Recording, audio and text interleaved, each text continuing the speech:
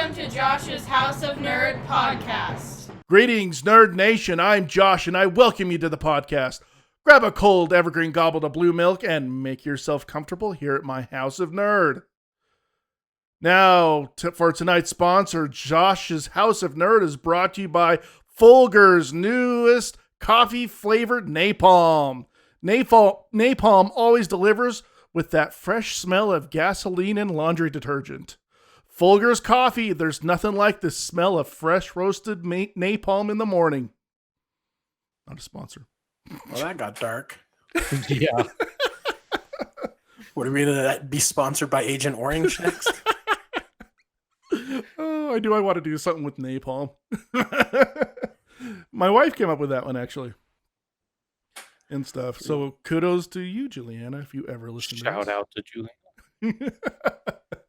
All right. Today on the podcast, we are still on the subject of war movies, and this week we are talking about John's pick, the 1998 movie Saving Private Ryan, directed by Steven Spielberg, about a group of soldiers following the landing of Normandy that are sent to find the last son of a woman who had 3 sons killed in World War II to bring him home. Starring Nathan Fillion, Ted Danson, Vin Diesel, Jeremy Davies, Edward Burns, Paul Giamatti, Barry Pepper, Giovanni Ribisi, Tom Sizemore, Adam Goldberg, and Matt Damon. And I almost forgot a tiny cameo by Tom Hanks.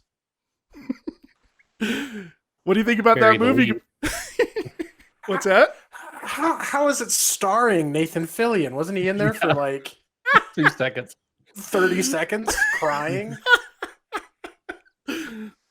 What? Did I word it weird? I don't even know what you're talking about. Your priorities are a little strange, but I understand them. Awesome. Nathan Fillion as a jarhead. That's right. His hairdo was the worst. He was Private Ryan. I mean, come on. And it's about Private Ryan. Yep. He's technically true. And looking at the scene, it looks like it to be about 3 minutes long. So he had 3 minutes of screen time. Dude, he was young and a there speaking too. part. He got paid. And a speaking part. Yep, he had to be part of the Actors Guild. Yeah, I was quite shocked when I saw him in that scene. I had no idea. I didn't remember. I didn't know who he was when I originally saw this movie. So, hey. Awesome. So, this was, I really like this movie. I forgot how long it was though. That's a long movie. That's a really long movie. Over 3 hours long? No, it's almost 3 hours long. Almost 3 hours. Okay, I knew it was really close to that. I think there's an extended version out there. I'm not entirely sure.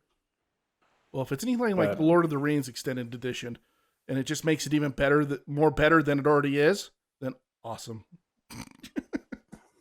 It was a long movie, but I don't feel like it felt long. Like the pacing seemed like it was pretty good. I mean, you had super high moments of tension and action, and then really nice calm moments in between to kind of catch your breath for the next part.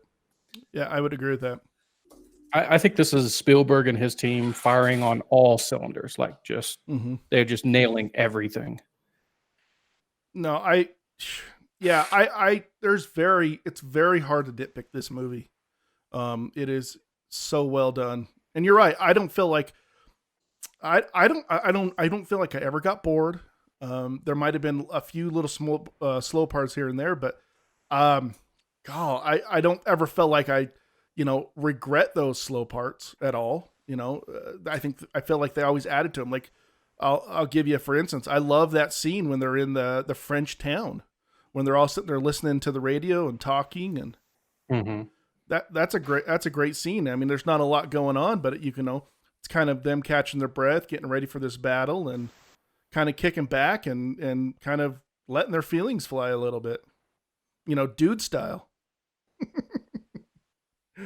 But I thought that was a good kind of a good little quiet moment that and there is a handful of those just like that throughout the movie.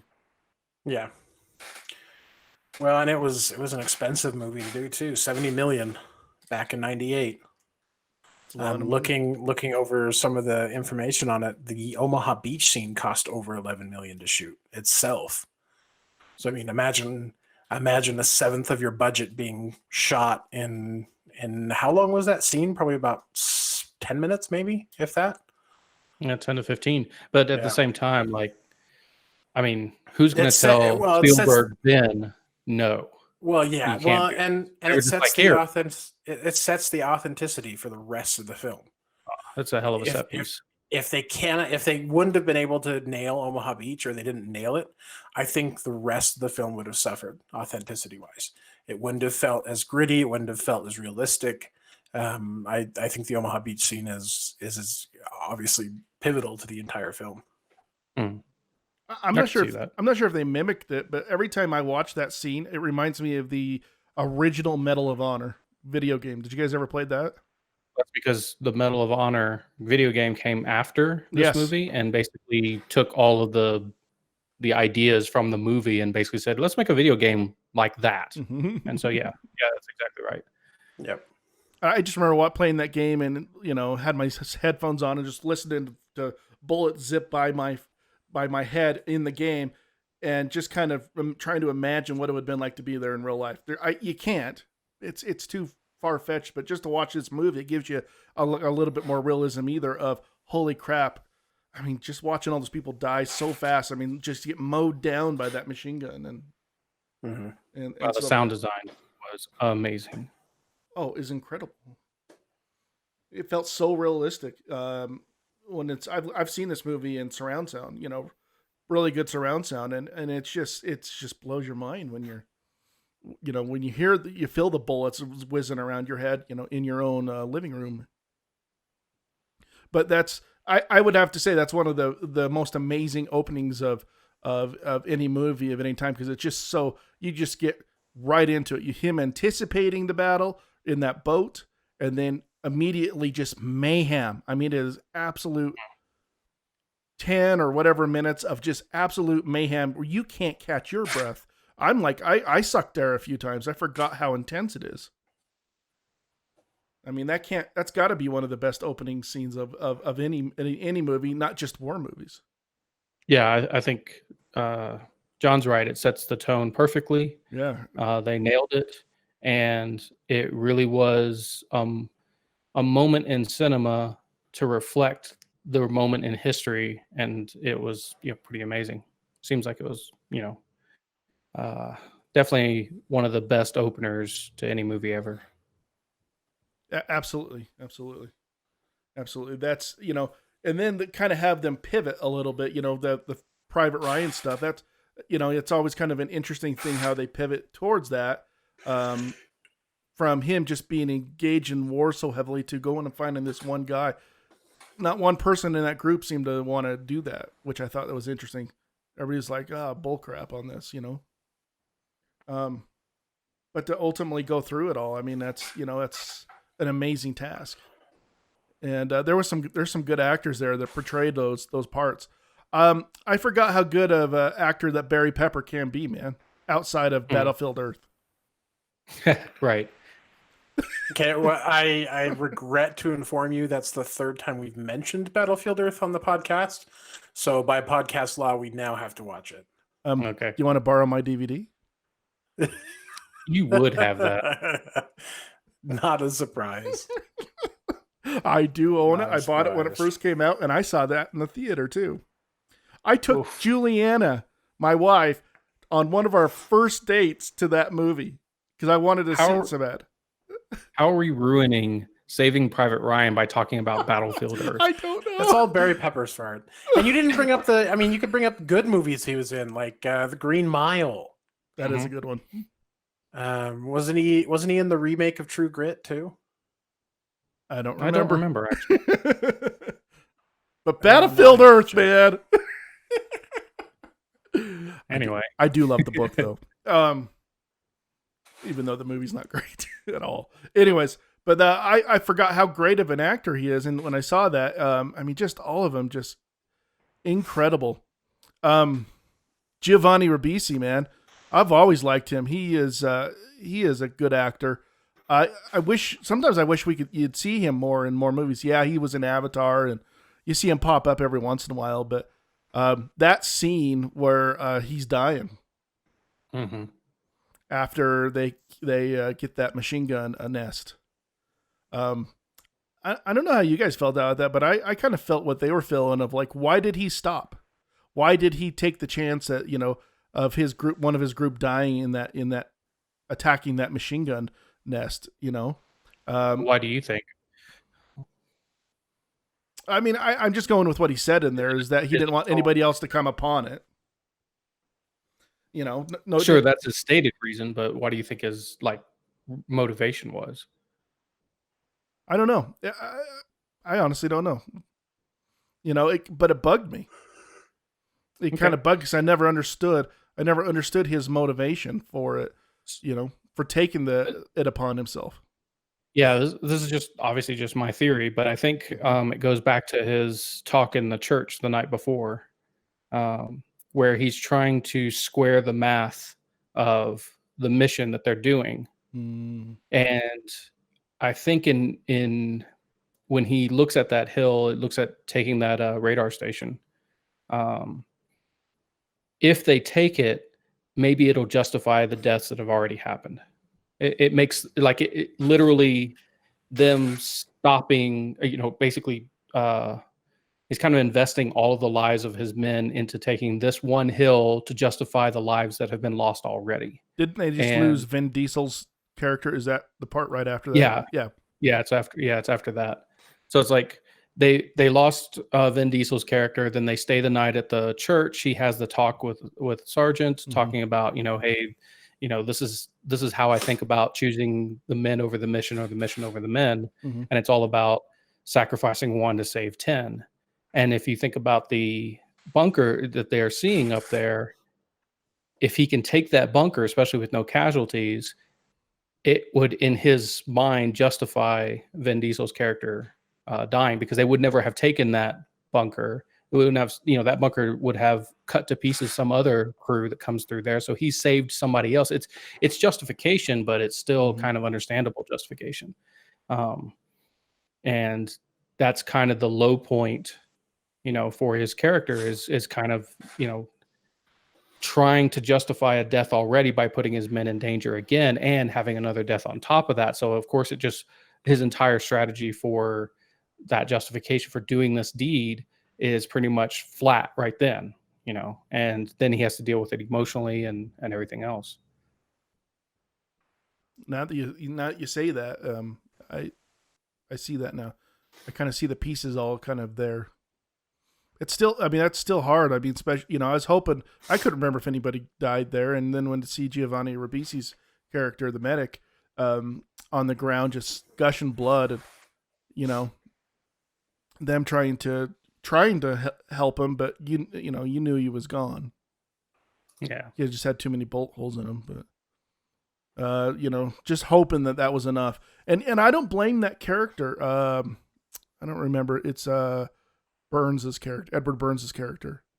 I don't blame him for wanting to walk away after that point, because that's he was in that mindset that I was just in until I think you just kind of clarified it in my mind of what was this for?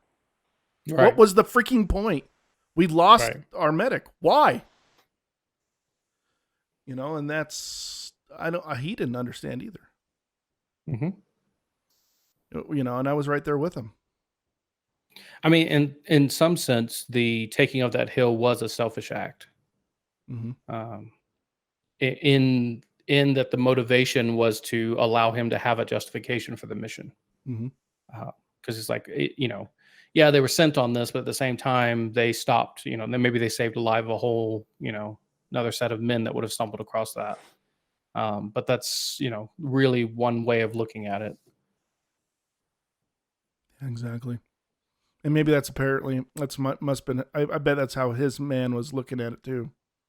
Of that, it was, he was looking at it was in vain, just to take out a couple of dudes with a really big gun.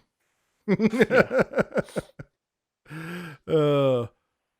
then let's talk about Nathan Fillion and stuff. Did you know he was in this movie? Apparently, he's in this movie.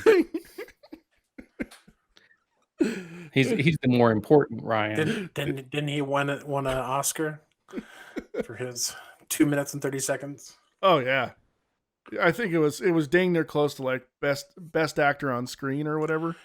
Yeah. Well, before we leave the German machine gun post, we talk about the German soldier they free that comes back to bite him. Mm-hmm.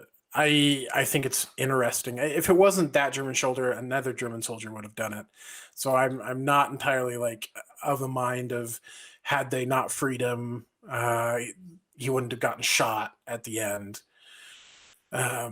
Miller, it was Miller gets shot by that free German prisoner. I'm not of the mind that wouldn't have happened because I think another soldier would have taken his place. That's how war works and how soldiers work. But it was interesting that they put that in the film. That his mercy comes back to supposedly bite him in the end, and I'm not entirely sure. Like I said, I don't agree with that mindset. And I'm not entirely sure I guess I'm ambivalent about its existence at all. Not necessarily negative, but it is something like to notice and to point out. It's a hard one. I mean, it's a hard one. What would you do in that situation? I mean, me, myself, and I mean, without knowing that information. Well, I wouldn't commit a war crime. Right. Yeah, surrendered prisoners aren't supposed to be killed outright. Exactly. And they kind of foreshadowed it at the beginning at the beach where those two guys shot that one guy, the one German surrendering, and he's like, well, and they weren't even German; those were Czechs. Okay, sure. Yeah. Either way, the opposition that they shot, they were surrendering, and that's a war crime. And so it's like it's an interesting problem to think about because at that point in time, it's a war crime, but at the same time, it's also the life of the people around you. What do you choose to do? I find it interesting that the translator guy was kind of he did this for a little while. He kind of acted as their conscience in a way. Mm-hmm. Because he was more of a fresh perspective, or at least a naive one. Yes. And in this scenario, I don't know if he made Tom Hanks's character waver. In one of his cameos, he I don't know. He was in such a fury over losing Giovanna Verbisi's character that he was so close to committing that crime.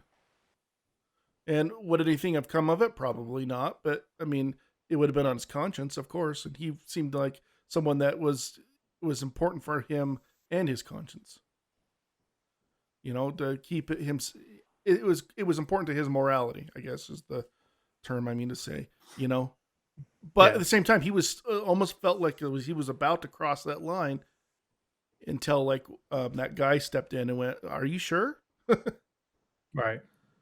Yeah. I mean, there's been a couple times in my life where I've very rarely gotten super furious, but there's been a couple of times in my life I'd had to be talked down a little bit, and it just makes you wonder, like, what do you have done in that case when you know that possibly that other guy's life is on other guy's life is on your hands.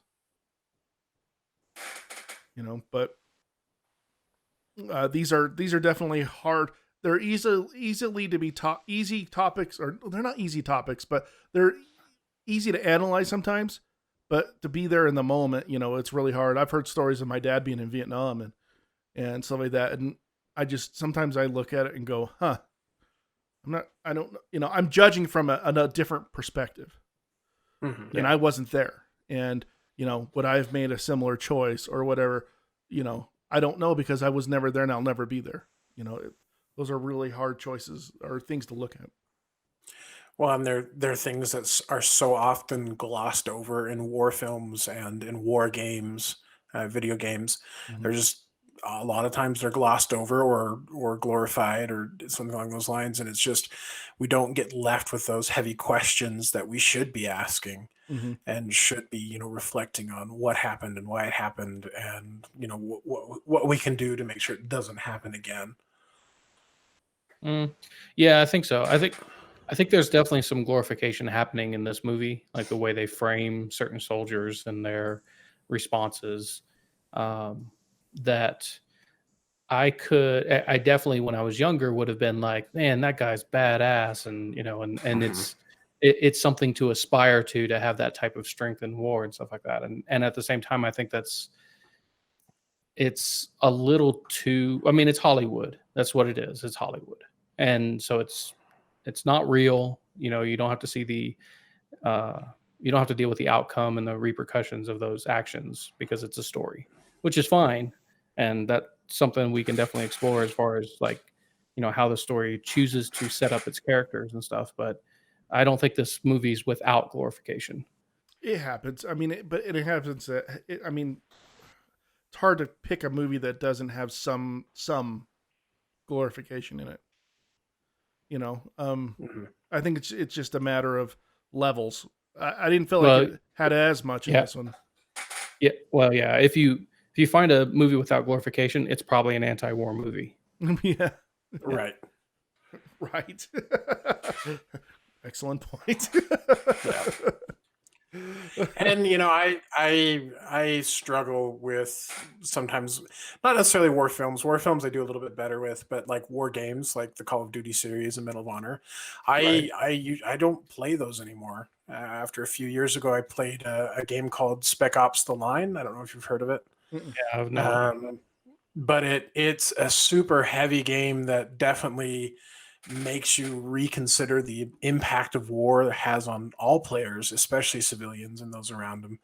And so it kind of it helped me understand the impact of it without actually, obviously being in the military myself. But Saving Private Ryan, I think, is one of those films that it's not anti-war, obviously, but like what we discussed, it doesn't shy away from portraying not great stuff from both sides. Like the shooting the surrendering people in the beginning. Like, yeah, they're making a choice of protecting themselves and their friends, but I mean, it's definitely not something we want to always, accept and glorify that. Oh yeah, the Americans did this. We're Americans. We did this. We did this in war, and so I appreciate Saving Private Ryan for doing something like that and not hiding it, I guess. Yeah, I agree. What other favorite parts did you guys have throughout the movie? This was one of the more intense parts, but it's one I keyed into really hard for some reason. The radar tower part. Was there other parts that kind of stood out to you? My wife is always sad when Vin Diesel gets killed. That's a really sad scene for sure. When he's just out there all alone. Yeah. It does. That part does get you hard. Yeah. I mean, he was kind of. Sometimes it's hard because he was kind of dicking around a little bit, but at the same time, nobody should die like that, man. That far away from your buddies and and nothing they can do about it. Yeah, it's hard. Real hard. But one scene that I really kind of stuck out with for me was towards the end. I thought it was really interesting when they actually did find Matt Damon's character, Private Ryan. And and that I knew that they stayed there, but I forgot kind of, his attitude towards, I'm not leaving, I'm not going, I'm not leaving my post, which sets up that whole end scene. And, I don't know. I kind of have a hard time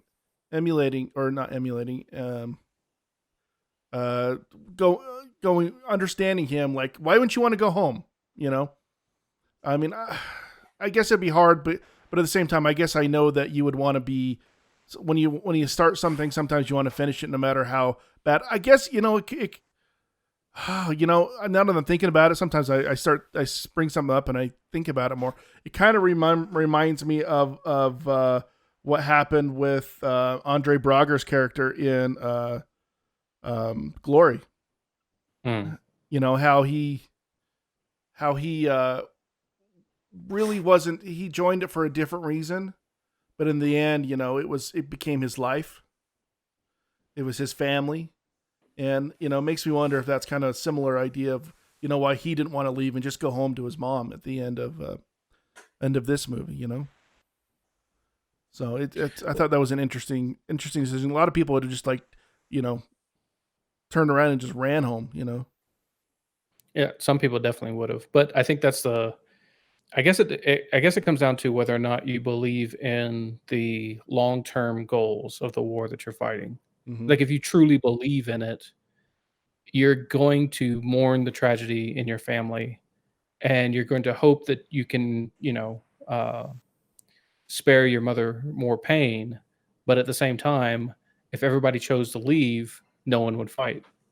And in some sense, that would be great if that was on both sides. Everybody chose to leave, no one fights, and we resolve it differently. But that's not how the world worked or works. So someone has to understand the situation that they're in beyond just the immediate misery, you know? Mm-hmm. And if you don't understand it, then you take every opportunity to leave immediately. If you don't believe in it. If you do believe in it, like you actually believe in it, not more than just actually just saying that you believe in it, but you truly do believe in it, then you stay. You don't, your beliefs won't let you go home without completing the mission. That's a good point. Good point. I mean, and I think Tom And Hanks makes that same character. He makes that same choice as well. He could have walked away as well. Yeah, if he leaves and they leave, that bridge is so much less likely to be held. Yeah. And the movie goes out of its way to make sure that the audience knows how important that bridge is to the war effort. Mm-hmm. Yeah, they do. And like I said, if you believe them and you're Matt Damon's character, then even with the tragedy in place, which you have to mourn, you're not going to leave your post. You know, that you've got to do what's necessary to win, so that you can keep winning and eventually the war ends. Mm-hmm. Yeah, good point. Well, and then you got to wonder too if he questions it later in his life as he goes on, like because Yeah. constantly. I mean, looking at how many people died, especially the people coming to get him, like going through life questioning your decision to stay. Like, okay, It's was like it really worth it? It's like the worst curse you could give a guy. Like, make this worth it. Okay. The rest of your life, there's no way. There's no way you're going to be able to square that. Thanks for that PTSD. Yeah, pretty much. Yeah, you've just guaranteed years of therapy to even every possible mistake is going to be seen as such a colossal thing that you can't climb out of, you know, because you're carrying the weight of all the people that died to pull you out of there. And you know, maybe there should be some more of that in society. Like, we carry the weight of all the people before us that allowed us to live the way we live now. But it's really difficult to live in the past. You've got to live moving forward. And it's like that type of, I mean, that's almost a curse. That's like straight up, like, you know, I curse you with the need to find purpose in a way that justifies everyone else's actions. Boy, Yeah. I don't know if I could live with that. That would be a tough one to live with. My goodness. Yeah, I mean, you're like, oh, he had kids and he had grandkids. Okay, good. Are all of them great people? I bet you there's an asshole in there somewhere. Yep. Tom Hanks is not happy in heaven. Hey, wait, Tom Hanks ain't dead. He's in heaven because he let the one German go. Okay. That ended up killing him? That ended up killing him, yeah. Yeah. And that German's also in heaven because he's probably just doing his job. Okay. Then so are the guards in Auschwitz? That doesn't make sense. No, that was probably bad. Yeah. let's not go that route. Yeah, let's not go down that road. Okay, Tom Hanks is 64 years old, so hopefully Yeah. we have him for a while longer. Hey, COVID couldn't take him. Yeah, That's true. if it can't take him, to nothing can. So, are we saying like Tom Hanks is like the alternative Chuck Norris? I mean, is that No. the more soft-spoken Chuck Norris? Oh boy. Oh, anyway. Is there anything else you guys want to talk about on this? This is a hard movie to kind of work through because it's so good, but it's also like very straightforward. Like there's not a whole lot of like deep, Beating around the meaningful bush. things. Yeah. To kind of go Not into. hiding many things. Yeah, it's not a metaphorical story. There's no real lesson. Like I think they went out of the way to not even put a lesson in there. I mean, that's it's hard to draw.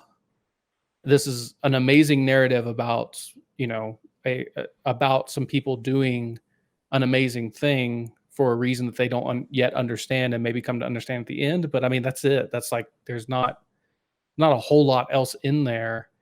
I mean, it's super amazingly put together. It's very captivating. The runtime runs really, really well. It doesn't feel overly long. The artistry on point for this movie is just, awesome.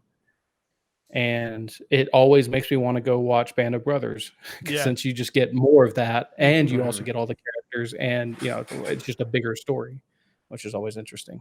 And it's about real people, like people that actually lived. So Yeah, and things that have actually happened, and because I mean, those interviews they do at the beginning of every episode of Band of Brothers with the real people that they're going to tell the story about. That's just puts it on a whole new level of empathy for what's going on. Yep, absolutely. And hey, this movie had Nathan Fillion in it too. And by the way, Ted Danson too. And Bryan Cranston. Yeah, and Bryan Cranston. How did I forget Bryan Cranston? Yes, he was. He's missing an arm, wasn't he? Yeah, he was. I was pretty surprised to see him there too. I'm like, oh, I know that guy. Sweet. And stuff. I've always liked him. Are we ready for our ratings? I think we're ready for our ratings. Sounds like we're there. Let's John, why don't you go first, man? I probably wouldn't watch it with my mom in the room. It's pretty gory. Yeah. Right. She'd get a little sick. Doesn't like those types of movies, huh? Not a fan, no. I find it funny. My mom, I wouldn't think would be like a fan of these kind of movies, and yet she loves this movie. I find it funny. It's a little gory. Our parents are more complex people than we give them credit for. Yeah, No, they're not. They're two-dimensional characters that I grew up with. Okay, fair enough. Like my mom told me she went to American Sniper, and I was like, "You did what?" And she liked it. Started with an American Sniper. We'll get to it sometime, I'm sure. That's the second time we've mentioned it, so we only need one more time. We only mentioned it the second time, or that first time, because I said it wrong. Oh, that's right. I said yeah.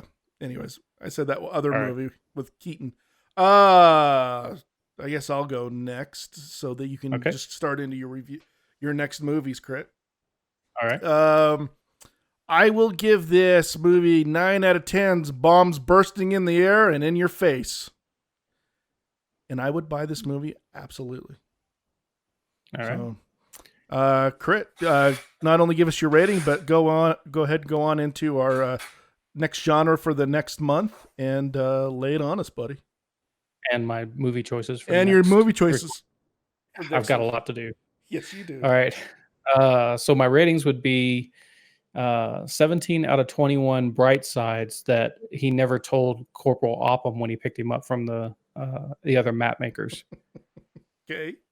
It was on the bright side, and then he was like, no, you get to pick that stuff up. And like he never finished it. And I'm like, what's the bright side? What's the bright side? Oh, that's all awesome. Right. Let's do the movie choice first. Got it. All right. So first one. A rebellion started by no king. Okay. Second one, the line must hold. And the third one, beauty and tragedy in the small moments during a fight for survival. I think the line must hold is the Battle of Helm's Deep. It's Lord of the Rings. Does that take place before or after Vietnam? I don't understand. I think it's a little Tolkien was before. before Vietnam, so. The first one sounds good to me. Which one was that one? The King. That's a rebellion started by no king. That I was gonna say 3, but number 1's fine with me. Actually, I think I know what number 1 is. I don't know if I want number 1. I don't want to lead on it. I is. want to lead on it so bad. not on number 1 necessarily, but yeah. 3 kind of enticed me a Yeah, bit. let's do 3. Yes. I think I've got an idea. I think I've got an idea of what number 1 is, and I don't want to watch it. All right, fair enough. All right, so 3, yeah. we picked 3, which is what I wanted you to pick. Although I'll have to apologize to you later about it. Oh no! All right, number 1, a rebellion started by no king. That would be Braveheart, 1995. Yeah, I figured. I hate that movie. Oh, come on! There's so much to talk about in that movie. There's a lot to talk about. Wait, I you just said you watching hate that movie? I can't sit through it. All right, fair enough. Well, you managed to Wow. avoid that one. The line must hold. That's 300. Okay. I thought it was a different one you were gonna say. Okay, I was thinking Thin Red Line, maybe. Yeah. me too. And beauty and tragedy in the small moments during a fight for survival. That is Grave of the Fireflies, Oh, 1988. frick. I hate you. I know. I hate you so much. I don't even know what this movie is. Oh, It's going to be great.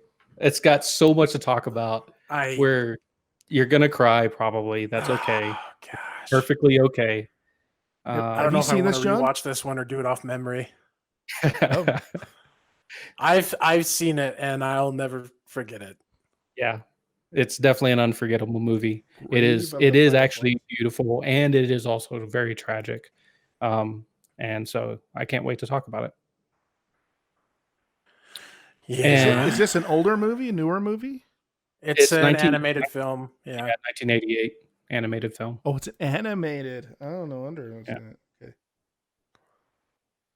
So Grave of the Fireflies. All right. So for my genre, I am picking documentaries.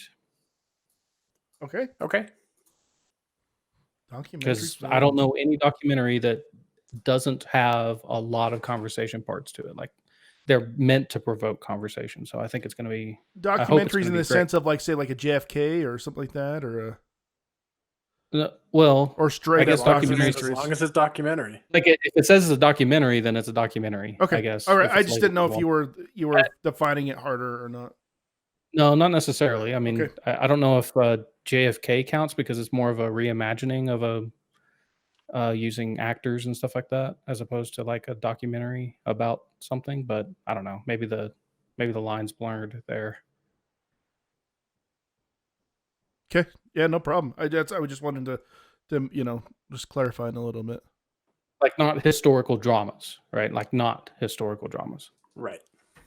Okay. Documentaries. Yeah. It is. Okay. All right. My 600-pound life it is. Yeah, that's certainly an option. There's a lot of documentaries out there I like, so that shouldn't be a problem. I already know my 3 picks. My immediately three picks. Wow. All right. I have 3 documentaries. I have about 4 that are fantastic, but 3 that are like I wish everyone would watch just because of the subject matter and then how well they're really done. Well, good. I'm looking forward to hearing what your picks are later. I wish I could say that I had 3 right now, but I really don't even have 1. So, but I do love documentaries, so there's nothing wrong with that. I just got to think about it. All right. And this is Spinal Tap does not count. Well, that was kind of where my JFK question was going. Is I could show something like that, No mockumentaries. No, not mockumentaries. Yeah, documentaries. We're going for high art. We'll do low art next time. Sounds good to me, man. All right. Well, thanks for everything tonight, guys. I look forward to your picks, Crit.